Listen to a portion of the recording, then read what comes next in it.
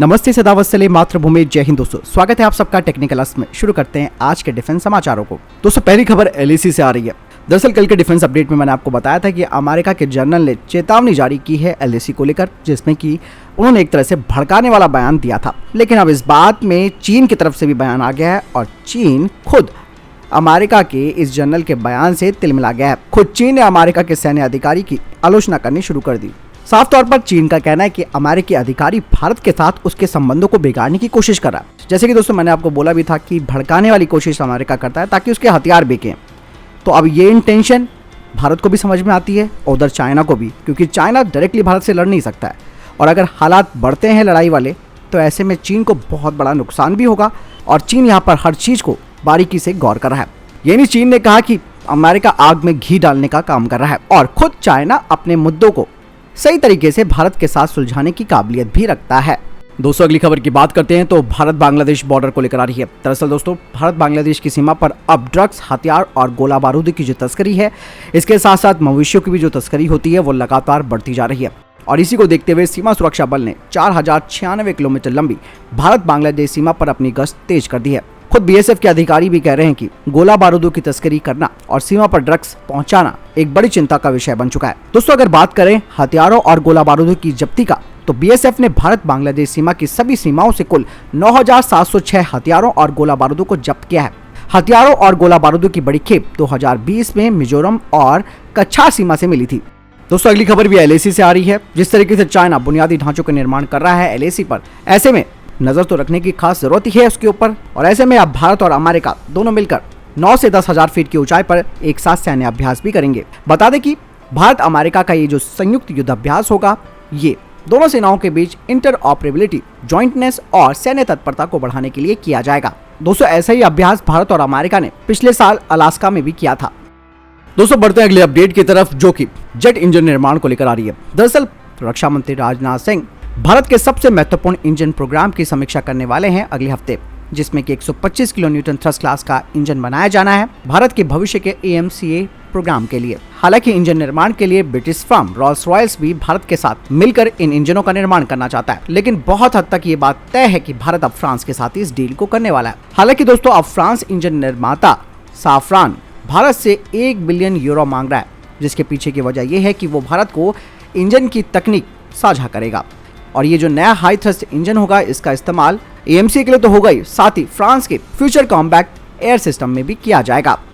अगली खबर की बात करते हैं तो DRDO को लेकर आ रही है। दोस्तों DRDO अब medium range naval antiship missile का परीक्षण करने वाला है, जिसकी रेंज 130 किलोमीटर है। कहा जा रहा है कि इसका परीक्षण इस साल के अंत में सी किंग हेलीकॉप्टर से किया जाएगा और ये 130 किलोमीटर रेंज वाली मिसाइल का उत्पादन 2024 से शुरू भी हो जाएगा। यानी DRDO अब इस मिसाइल का शिप लॉन्च वेरिएंट सिस्टम भी तैयार कर रहा है। बढ़ते हैं अगली अपडेट की तरफ, जो कि ट्रूप कंफर्ट लिमिटेड की तरफ से आ रही है। बता दें कि ट्रूप कंफर्ट लिमिटेड ने कहा है कि उन्हें भारतीय सेना के लिए सभी प्रकार के जो सर्दियों के कपड़े होते हैं, जिनका इस्तेमाल हाई एल्टीट्यूड वाले एरिया में किया जाता है, यानी कि उच्च ऊंचाई वाले क्षेत्रों में किया जाता है, उसके डिजाइन के लिए पेटेंट मिल गया है। और ये जो विंटर गारमेंट्स होंगे, ये 14,000 फीट की ऊंचाई पर भी इन्हें पहना जा सकता है और ये हाई विंड वेलोसिटी को भी झेल सकते हैं। यानी इसके अलावा ये -20 डिग्री सेल्सियस तक के तापमान को भी झेल सकते हैं। दोस्तों अगली खबर की बात करते हैं तो भारत और वियतनाम को लेकर आ रही है। रक्षा मंत्री राजनाथ सिंह ने आज वियतनाम को 12 हाई स्पीड गार्ड बोट्स को सौंप दिया है। बता दें कि इन बोट्स का निर्माण 100 million defence line of credit के तहत किया गया है। बता दें कि इनमें से जो 5 नावें थी यानी कि बोट्स थी, उनका निर्माण भारत की L&T शिपयार्ड ने किया था। इसके अलावा जो 7 बोट्स हैं उन्हें वियतनाम शिपयार्ड में बनाया गया। इस उपलक्ष्य में रक्षा मंत्री राजनाथ सिंह ने कहा कि इस प्रोजेक्ट की सफलता ये दर्शाती है कि भारत और वियतनाम आने वाले समय में सैन्य क्षेत्रों में मिलकर काम कर सकते हैं। दोस्तों अगली खबर एमरर से आ रही है। जैसे कि मैंने आपको कल बताया था कि एमरर भारतीय वायुसेना को अपने C390 मल्टी मिशन एयरक्राफ्ट की पेशकश कर चुका है, जिसे कि वो भारत के साथ मिलकर इसे तैयार करेगा। और इसके बाद अब एमरर ने अपने 2 नए टर्बोप्रॉप एयरक्राफ्ट TP70 और TP90 को भारत के साथ बनाने की पेशकश की है, जिसे कि 2023 से बनाया जाना है और ये 2027 तक सर्विस में आ जाएगा। अगली खबर भारत और ईरान को लेकर आ रही है। दोस्तों भारत और ईरान ने मध्य एशिया सहित इस क्षेत्र के लिए एक ट्रांजिट हब के रूप में चबहार बंदरगाह के विकास पर सहयोग जारी रखने की बात कही है। बता दें कि भारत के लिए चबहार बंदरगाह भूमि से घिरे अफगानिस्तान तक समुद्री पहुंच के लिए एक बहुत जरूरी परियोजना भी है और बंदरगाह क्षेत्र के लिए एक कमर्शियल ट्रांजिट जो हब है उसके रूप में ये उभरा भी है और अफगानिस्तान होते हुए भारत आगे वैश्विक बाजार तक अपनी पहुंच बना सकेगा। दोस्तों अगली खबर आईएमए से आ रही है। भारतीय सैन्य अकादमी में इस साल करीबन 377 कैडेट्स पास आउट होंगे। इनमें से अफगानिस्तान के 43 कैडेट्स का अंतिम बैच भी शामिल है। आईएमए में 11 जून को होने वाली पासिंग आउट परेड के दौरान अपने भारतीय बैच के साथियों के साथ अफगानिस्तान के 43 कैडेट्स का अंतिम बैच पास आउट होगा।